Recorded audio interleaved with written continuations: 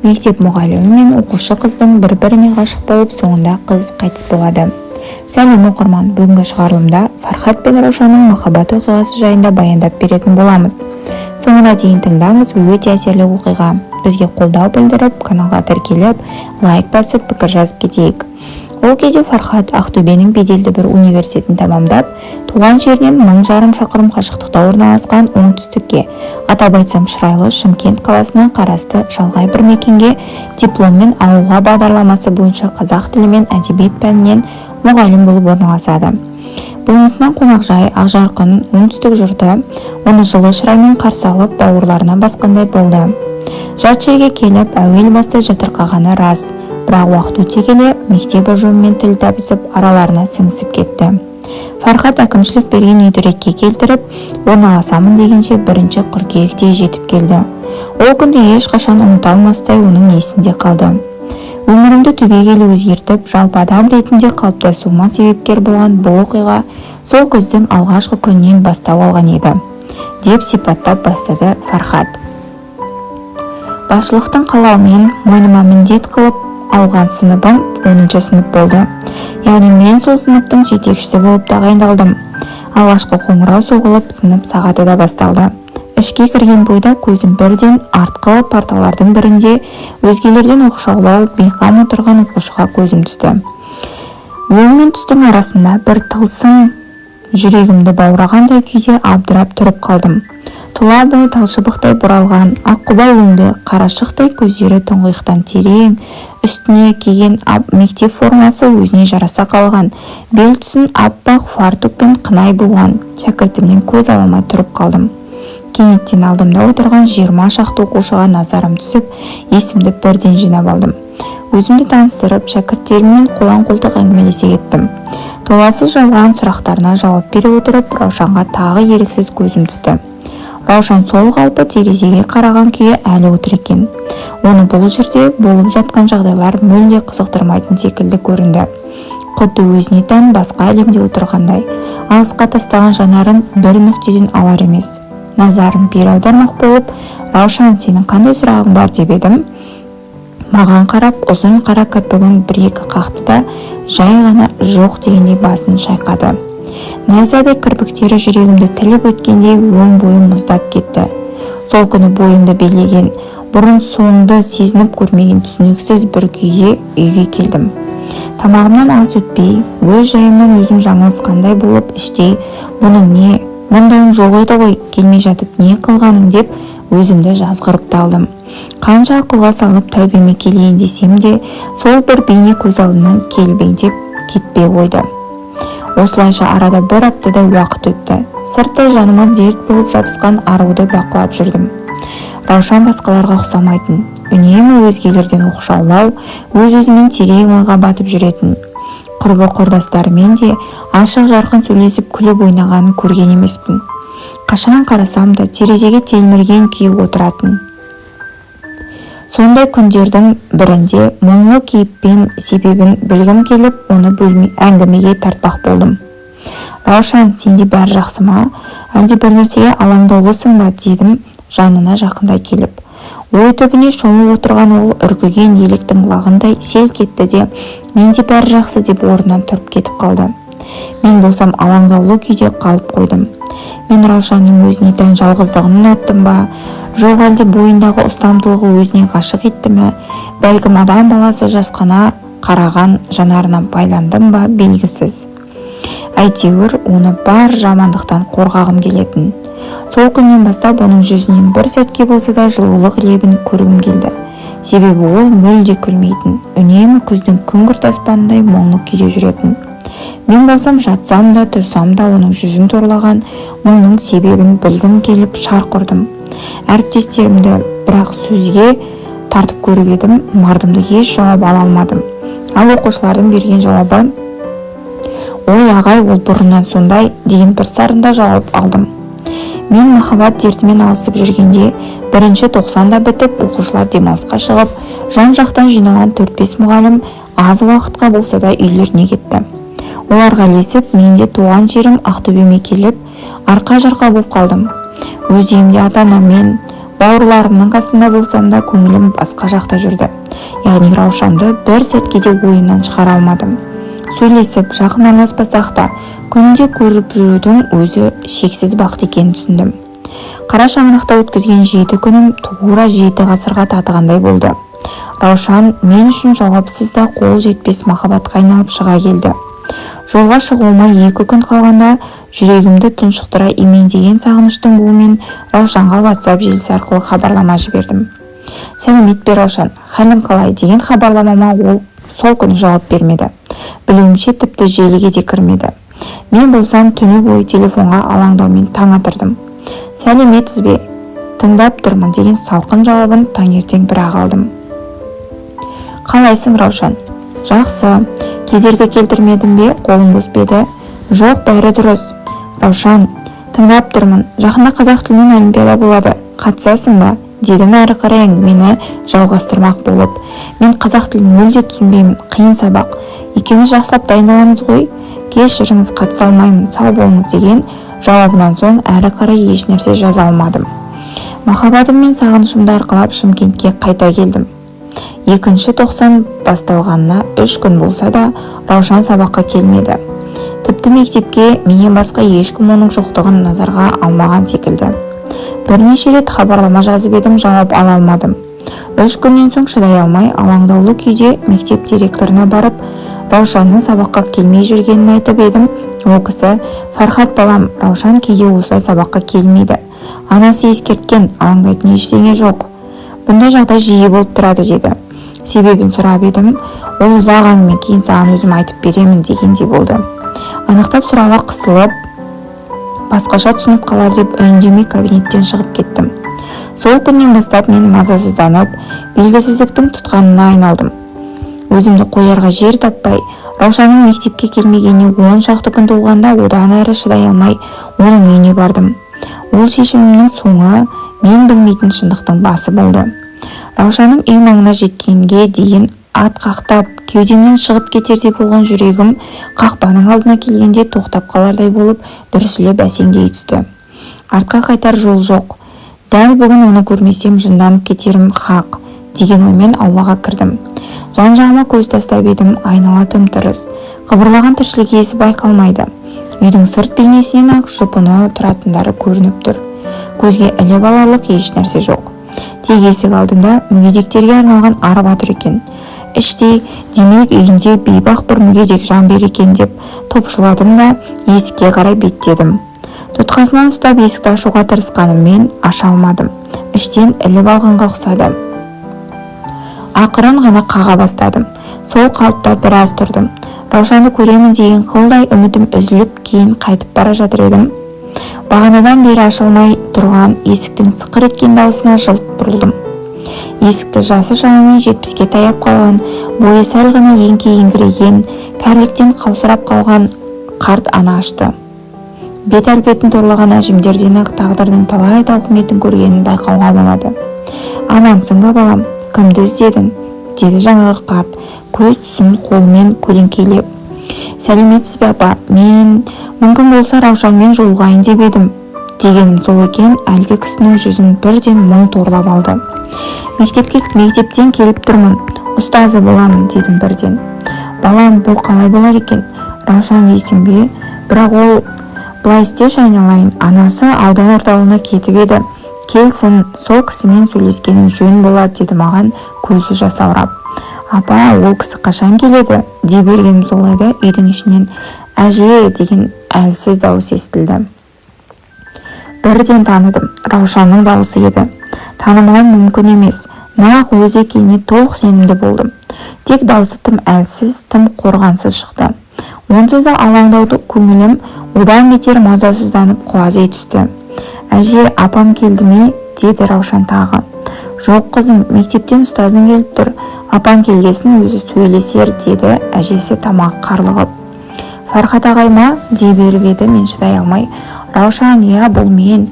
Рұқсат етсең сенімен сөйлесейін деп едім» дедім дауыстап. Әже «Бәрі дұрыс, кіре берсін» деген сөзді ентігіп әрең айтты. Аяғымды шешіп ішке ендім. Кіре берісте терезеге телміре аппақ төсекте бозарып жатқан Раушанды көргенімде жүрегімді бәз біреу түп тамырымен жұлып алғандай болды. Ол болса сұқ саусағымен жанында тұрған орындықты меңзеп отыруымды сұрағандай болды. Сәлеметсіз бе ағай? Сол сәл сөйлеуім қиын болып тұр дей беріп еді. Жақындай беріп едім. Сәл сөйлеуім қиын болып тұр дей беріп еді. Тынысы тарыла жөтеле жөнелді. Орнымнан ұшып тұрып түре келіп, жақындай беріп едім. Бәрі жақсы дегендей болып, мені алыстан тоқтатты. Раушан, сенде бәрі жақсы ма? Мына күйіңмен үйде жатқаның не, ауруханаға бармадың ба деп. Бардым, уайымдамаңыз деді ол. Сәл демін алып барып сөзін әрі жалғады. Ағай, сіз қалайсыз? Мені қойшы, мына түрің маған мүлдем ұнамай тұр дедім. Қабағымда сәл түйіңкіреп. Бұл менің қашанғы күйім ғой, 2-3 күн ем-домымды алған соң базбайға қалпына келемін. Раушан сәл басын көтеріңкіреді. Қай жерің ауырып жатыр дей бергенім сол еді. Ішке кіріп келе жатқан әжесі, балам-ау, маңдайыма біткен жалғыз ұлдан қалған немерем айық бас дертпен алысып жүргеніне 4 жылдың жүзі болды. Қайтейін, сүйріктей сүйкімдім соңғы уақытта тіптен нашарлап кетті деген сөздерден кейін құлағым бітеліп, тәнімнен жаным шығып кетердей болып, миым солқылдаған күйі одан әрі ештеңе естігім келмей сыртқа шығып кеттім. Раушанның осы уақыт ішінде қаншалықты мен үшін қымбат екенін сол күні түсінгендей болдым. Қолынан ұстап бауырыма баспасам да, іштей өзіме меншіктеп алған жанның қиналғанын көруден асқан азап бар ма? Мен үшін өмірімнің қара түнек кезеңі сол кезден басталды. Қою қара түнмен арпалысып, ұйықтай алмай, есуаз адамша есеңгіреп жатқанымда Раушаннан маған хабарлама келді. Ағай, сізге өтінішім бар. Бойымды діндеген мына ауру жайлы ешкім білмесе деймін. Адамдардың маған аяушылықпен қараған қаламаймын. Сізден өтінемін, ешкімге айта көрмеңіз деген хабарламаны көзім қараутып әрең оқыдым. Бірақ дәл сол сәтте Раушанға жауап бере алмадым. Себебі сана сезімім бәрін түсініп тұрғанымен жүрегім сенгісі келмей сергелдеңге түсіп жатты. Таң атысымен ашулы күйде жұмыс орныма барып, мектеп директорының кабинетіне кіріп бардым. Назым Ардақ қызы, сіздің бұл қай сасқаныңыз? Раушанның дерті жайлы қалайша маған айтпадыңыз? Мен сынып жетекшісі ретінде бұл жайлы білуге құқығым бар емес пе? Деген тосыннан қойған сұрақтарыма әуелі не деп жауап берерін білмей, Назым Ардақ қызы біраз тосылып қалды. Фархат балам, әуелі ашуыңды баз. Әр нәрсенің өз себебі бар, айтқымақ келді. Бірақ бұл анасы мен Раушанның өтініші еді. Ол кісі мені сабама түсірмек болып. Не үшін сонда, неге? Дедім мен сәл ентігімді басып. Себебі Раушанның қос өкпесі қабынған, жалпақ тілмен айтқанда туберкулез ауруына шалдықты. Әзірше жабық түрі болғанмен бара-бара жұқпалы түріне айналады деп дәрігерлер айтуда. 2-7-де бір облыс орталығына барып, қан сараптамасын тапсырып жүр. Жұқпалы түріне айналған бойда Раушанды қоршаған ортадан оқшаулауға тура келеді. Әзірше бұл жайлы бәз біреулердің білгенін өзі де, анасы да қаламайды. Бәлкім сұқтанып қалар, қарар жанарлардан жасқанғаны болар. Осы кезге дейін ақ халаттылар қолдарынан келген істеп бақты. Өкпесі 90%-ға қабынған, халі күннен күнге нашарлап бара жатыр. Бұл ауру марқұм әкесінің түбіне де жетіп еді. Жарықтық деп сөзін аяқтады мектеп директоры. Әрі қарай менің де сөйлеуге шамам келмей, көксігім тамағыма тығылып сыртқа шығып кеттім. Тура сол күні кеш бата Раушанға хабарлама жібердім. Дәл қазір үй жағыңа барсам, 5 минутқа сыртқа шыға аласың ба? Егер мүмкін болса, жағдайың келсе әрине. Жақсы деген жауап алып, Раушанның үй жағына жеткен соң келіп тұрғанымды жеткізіп тағы хабарластым. Ол көп күттірмеді. Қадамдарын абайлап басып, үйдің жарына сүйене, ауладағы сәкіге барып жайғасып терең тыныстады. Артынан ере мен де жанына отырдым. Арада ұзақ үнсіздік орын алды.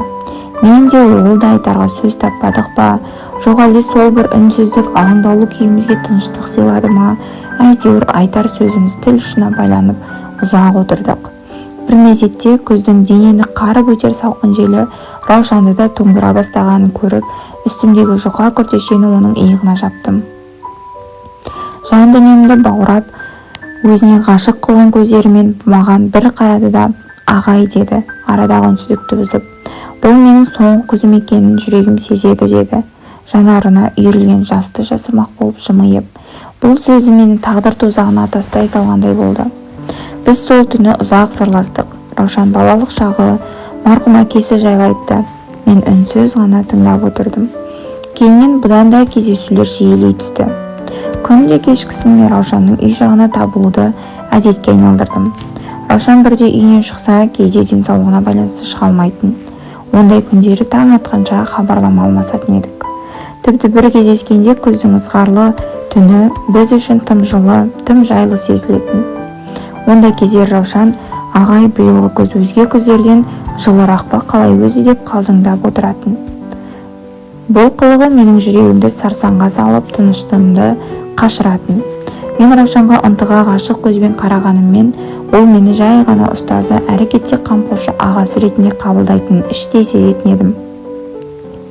Күннен күнге көз алдымда солып бара жатқан Раушанды көрген сайын уақытымның өте аз қалғанын түсініп жүрдім.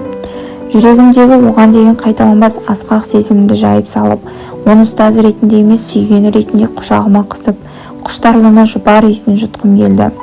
Раушанға ағымнан жарыла, бойымды билеген сезімім жайлы айтқан түн әлі күнге дейін есімде. Қараша айының соңғы күні еді. Раушан дедім. Мен оның кезекті әрбір әңгімесін ортасынан үзіп. Тыңдап отырмын ағай, деді маған солғын тартқан жүзімен күлімсіреп. Раушан, саған айтарым бар деп орнымнан тұрып, тізерлей алдына отырдым да, осы бірнеше айлар ішінде сен мен үшін ең қымбат жанға айналып үлгердің, дей беріп едім. Кенет ол отырған орнынан ұшып тұрды да, ағай, ештеңе айтпаңыз, үндемеңіз деп жылап жіберді. Бұдан ары шыдай алмадым, еріксіз құшақтап алдым. Ол еңкілдеп жылаған сайын мен оны өзіме қыса түстім. Біз дәл осы қалыпта ұзақ тұрдық. Мен алғаш рет оған тым жақын болғаным соншалық оны жібергім келмеді. Дәл сол сәт уақыт тоқтап қалса екен дедім. Мен ғашығымның жұпар иісіне мастанып тұрғанымда Раушан құшағымнан сытылып шығып, мен махаббат үшін жаралмағанмын. Сіздің жалған үміттің жетегінде жүріп, азап шеккеніңізді қаламаймын ағай. Қате менен кетті. Маған деген көңіліңіздің бар екенін сезгенімде-ақ сізбен кездесуді доғаруым керек еді, деді ентіге. Неге олай дейсің? Мен сені сүйемін деп оны жұлқылай түстім. Бойымды меңдеген мына дерт мені алып тынар анық. Баянсыз махаббаттың салмағы сіз үшін тым ауыр болары хақ. Сіз де мен сияқты сезімге ерік бермеңіз деп үйіне кіруге ыңғайланды. Бұл сөзінен оның да маған деген сезімі бар екенін түсіндім. Мен зерттедім. Индияда бұл ауруды өте жақсы емдейді екен. Мен сені сол жаққа алып барамын. Керек десең дүниенің қай бұрышына болса да баруға дайынмын. Тек саған көмектессе болды, дедім білегінен ұстап. Дәрігерлер ол жаққа құжаттарымды жіберген, тым кеш деген жауап алдық. Дегені сол еді. Тынса тарыла түсіп есінен танып қалды. Белінен ұстап үлгердім. Раушанның анасы, мектеп директоры бар, бәріміз у-шу болып ауруханаға алып келдік. Сол күнгі дәрігердің айтқаны менің өмірімді түбегейлі өзгертті. Дәрігердің науқастың дерті тым асқынып, жұқпалы ауруға айналды. Қоршаған ортаны оқшаулау қажет деген сөзінен кейін құлазығаным соншалық кеудемді қара тас батқандай мортсындым. Раушаным, құлантаза айығып бақытты да баянды ғұмыр кешеміз деген арманым сағымдай бұлдырап алыстап бара жатты. Әп сәтте-ақ амалсыз, шарасыз пенденің кейпіне ене кеттім. Раушанымды мына мұздай суық төрт қабырғаға қалай ғана жалғыз тастап кетем деген ауыр ойдан жынанып кете жаздадым. Мен сол күні махаббат үшін болашағымнан, арман мақсатымнан бас тарттым. Раушанның мына өмірдегі соңғы сәттерінде жанынан табылғым келді. Ауыртпашылығын тең бөлісіп жанында болу үшін дәрігерлердің соңдарынан қалмай жүгіріп, келісім қағазына қол қойып, өз еркіммен Раушанның жанына оқшаулау бөлмесіне орналастым. Мектепке де арыз жазып, жұмыс орнымды босаттым. Сол бір кезеңде менің Раушаннан басқа нәрсені ойлауға шамам келмеді. Ерікті ме, әлде еріксіз бе, әйтеуір сезімімнің тұтқынына айналып шыға келдім. Осылайша Раушан екеуміздің ауруханадағы сұрықсыз да ауыр күндеріміз басталды. Мұның жағдайы күннен күнге нашарлап, көз алдымда солып, жанарынан нұры сөніп бара жатты. Мен бір сәтке де одан алыстамадым. Кеудеме қысқан күйі таң атырып, құшағыма құшқан күйі кеш батырдым. Раушан болса, ағай, бұл жерде сізге қауіп төніп тұр. өтінемін кетіңізші деумен болды. Ондай кездері мен оның сөзін естімегендей елемейтін едім. Ауруханада жатқанымызға 2 болғанда Раушан тіпті өз еркімен демала алмай қан құса бастады. Дәрігерлер оны тыныс алу аппаратына қосып, көп қиналмау үшін екпе егіп ұйықтатып тастайтын. Мен болсам мүлде көз ілмедім. Құдды ұйықтап кетсем, Раушанның демі үзіліп кететіндей мазам қашатын еді.